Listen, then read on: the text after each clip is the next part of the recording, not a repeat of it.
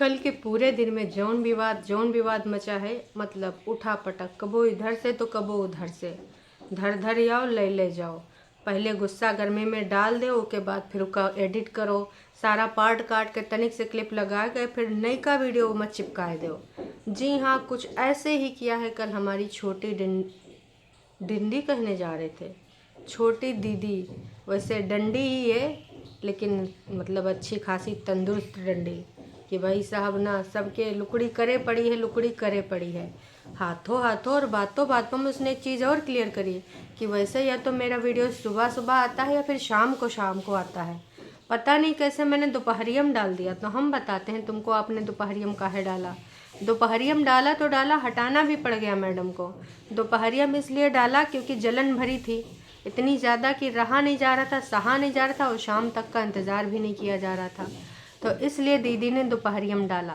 तो hey everyone, एक बार फिर से आप सभी का स्वागत है।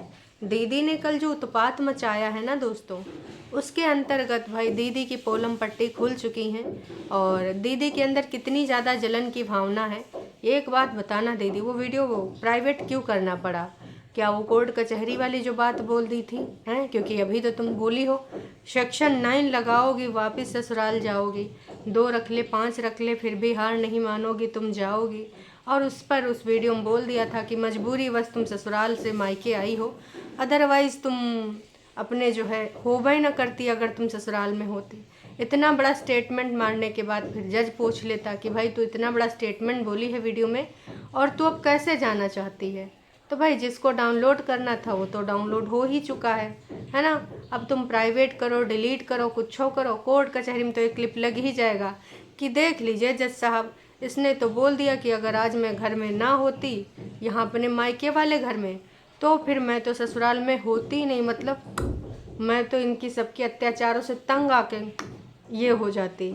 तो दीदी ने बहुत ज़्यादा ही कुछ ऐसा काम कर दिया जिसकी वजह से दीदी के ना लग जाएंगे अब टंटे, वो भी कहाँ कोर्ट कचहरी में। जज साहब ना तुमको जो घुमाए घुमाए मारेंगे कि तुमको बहुत ज़्यादा मज़ा आ जाएगा। अब तो तुम्हारे जो बड़बोलापन है ना, जो गुस्सा गर्मी है ना, वो सारा का सारा निकल जाएगा।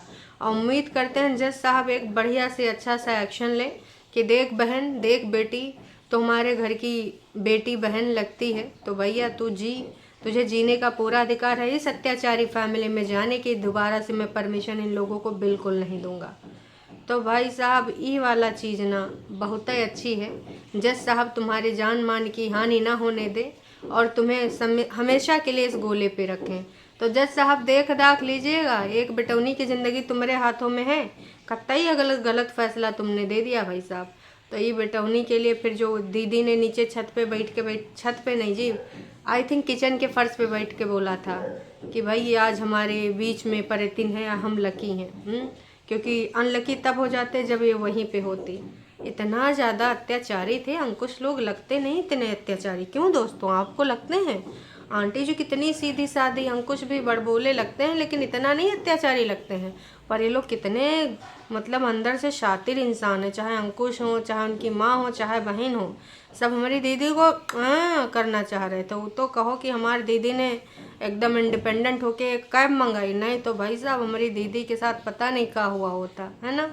चलो बहुत बहुत धन्यवाद ऊपर वाले बाबा जी, माता रानी की तुमने हमारी दीदी का सहयोग करा, उसको सद्बुद्धि दी। और सद्बुद्धि के बस उसकी जो है भाई जान मान का हान नहीं हो पाया। अंकुश कतई हमारी दीदी को ले जाने की कोशिश न करना, बता दे रहे हैं साफ, तुम्हारे इरादे हम भाप चुके हैं। कल दीदी ने बोल भी दिया है क्यों नाच पीटा ऐसा आदमी करना चाहता है। तो भैया कतई करके हमारी दीदी की तरफ आंख भी मत डालना, ले जाने की तो दूर की बात है। हमारी दीदी ना अनमोल तोहफा है इस गोले को, इस पृथ्वी पर। न जाने कितने टरू वाले भाई साहब मतलब पगला जाएंगे, बिललाए जाएंगे अगर तुमने कुछ ऐसा वैसा कर दिया। खैर चलिए करंट मुद्दे पे थोड़ा सा आ जाते हैं। इनफ इज़ इनफ वाला जो दीदी ने डिलीट करा, उसके बाद दीदी ने एक नया रायता फैलाया। ये लिखा था बस पार्ट ऑफ लाइफ है सब, तो ये थंबनेल में लिखा है। और इन्होंने मैच्योरिटी थंबनेल में लिखा है, मतलब खड़ी है वह अपना बोरिया जैसा पहन के, 2-4 एकड़ जैसे बोरा खरीद लिए हैं और बढ़ती गर्मी में इनके सबके ठंडी सताए रही है, तो वही अपनी सीढ़िया के पास खड़ी होके मैच्योरिटी डाली हैं। मतलब तुम लोग वीडियो में ही मैच्योरिटी दिखा सकते हो, रियल लाइफ में तो मैच्योरिटी कायम भी नहीं है। मैच्योरिटी अब दिखानी चाहिए थी जब तुम्हारी भाभी जी के साथ कठिन टाइम चल रहा है। अब भले वो बीमारी हारी या क्रिटिकल प्रेगनेंसी या पीसीओडी या फिर कुछ अन्य है, हमें नहीं पता वो का है, जो भी है, पर यहाँ पर तुम माँ और बहनों को, मतलब माँ और बेटियों को दिखाना चाहिए था क्या, मैच्योरिटी, जो तुम वीडियो के थंबनेल में दिखा रही हो।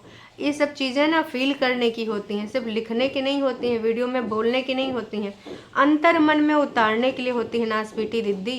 सिर्फ बस मुंह से बोल दिया हम आर्ट ऑफ लिविंग कर रहे हैं, हम दूसरों की खुशियों में खुश होते हैं, कुछ लेके नहीं जाएंगे, प्यार मोहब्बत ही लेके जाएंगे, बाकी सब यहीं धरा का धरा रह जाएगा। प्यार मोहब्बत वाला डायलॉग तो अभी 2 दिन पहले इसने बोला था कि हम, आई थिंक हमारे हिसाब से तो कुछ साथ नहीं जाता है, सिर्फ प्यार मोहब्बत साथ में जाता है। तो उसके बाद ऐसी गिरी हुई तुच्छी हरकत, इसका मतलब कुछ मतलब होगा दीदी, बताना इसका क्या मतलब है। तो भाई साहब, इनका जो टाइटल है वो टाइटल है सिर्फ आप सबके लिए ब्लॉग दोबारा बनाए। चल झूठी, अपना गंदापन, अपना घटियापन छुपाने के लिए उसको प्राइवेट किया। कोर्ट कचहरी में तुम धुनी जाओगी बातों के द्वारा, इसलिए उसको प्राइवेट किया, पर जो चाहिए था वो मिल चुका है अंकुश को, है ना। तो उसके लिए तुम चिंता ना करो, चिंताग्रस्त ना हो। वकील से तो तुम्हें देखो बचाने के लिए वो दलीलें देगा, लेकिन जज साहब तक ये बात पहुंच के रहेगी कि तुम वहाँ जाओगी तो तुम्हारे साथ ऐसा ऐसा हो जाएगा, फलाना ढिमकाना हो जाएगा, इसलिए तुम ज़्यादा जो है सुरक्षित वहीं पे हो, अपनी मम्मी के ऊपर वाले माले पे जो कि तुमने बनाया है। खैर आगे पढ़ते हैं। आप सबके लिए दोबारा ब्लॉग बनाया जो कि एकदम से झूठ है, फरेब है, मक्कारी है, इसमें कोई सच्चाई नहीं है, सिर्फ और सिर्फ अपने कारनामों को छुपा के दूसरा वीडियो डाल दिया ताकि लोग ज़्यादा उस पर ध्यान न दें।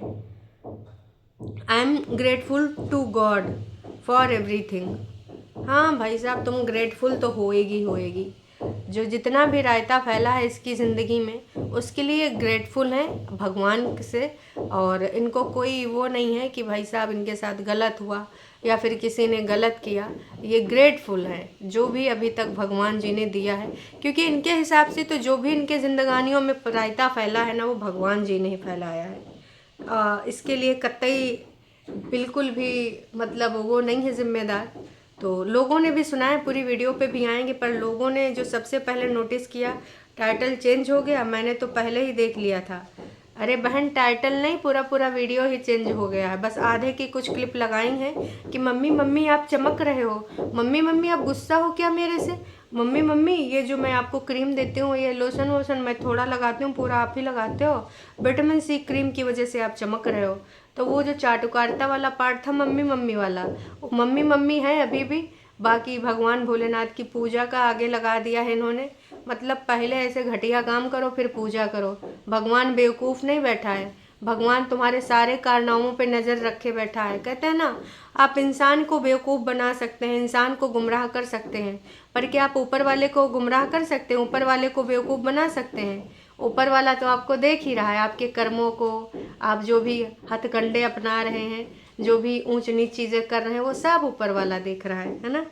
इसी ब्लॉग के पहले अपलोड किया था मैंने, कमेंट भी किया था, फैमिली की बातें एनिमीज़ को नहीं बताते हैं और ना ही मौका देते हैं। बग्गा प्लीज़ आप बग्गी को बोलो कि उनसे हर बात में, हर ब्लॉग में कुछ ना बोले। मेरी मैरिज को 16 साल हो गए हैं, हाफ ईयर हो गए हैं। नेबर से घर की बात करते हुए डर लगता है, और बग्गी न्यूली मैरिड है तो वो तो पूरे वर्ल्ड को बता देती है छोटी छोटी बातें। और आप परेतिन कैसे बिलीव कर लेते हो इतनी जल्दी किसी पर? तो भाई इन्होंने परेतिन को सजेशन दिया है कि अपने बग्गा से बोलो कि अपनी जो है बीबी को समझाए, अपनी भाभी को समझाओ। घर की बातें ऐसे कैसे सोशल मीडिया पे आके बता रही है मम्मी जी के बारे में कि मम्मी क्यों नाराज़ है, मम्मी को लगा कि मैं अकेले रहना चाहती हूँ, फलाना ढिमकाना, मम्मी को पारी पारी करके मनाया, मम्मी को झप्पी दी, फिर भी मम्मी का मुँह सड़ा का सड़ा ही है, ऐसा लग रहा है कि मम्मी ने कोई गंदी सी सड़ी सी चीज़ खा ली है। लेकिन बिटौनी की वीडियो में खिक्की दांत निकाल के विटामिन सी क्रीम लगा के अपनी सुंदरता बघार रही मम्मी जी। तो पहली बात तो ये मनदीप कौर जी, मनदीप जी, ये आप किससे बोल रही हैं, कहाँ पे बोल रही हैं? ये बात अगर आप बग्गी से बोलती तो ठीक था, और बग्गी ने तो न जाने कितनी चीज़ें छुपाई हैं, अदरवाइज़ जिनसे आप बोल रही हैं उनने तो सिर्फ और सिर्फ यहाँ पे आके अपना छीछा लेदर ही फैलाया है। उनकी लाइव शायद आपने मनदीप जी नहीं देखी हैं, उनमें घर की बातें नहीं थी तो क्या था वो, हैं?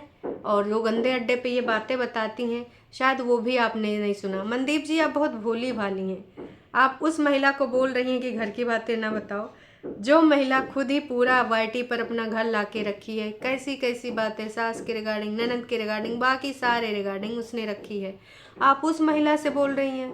मतलब भाई साहब कमाल है।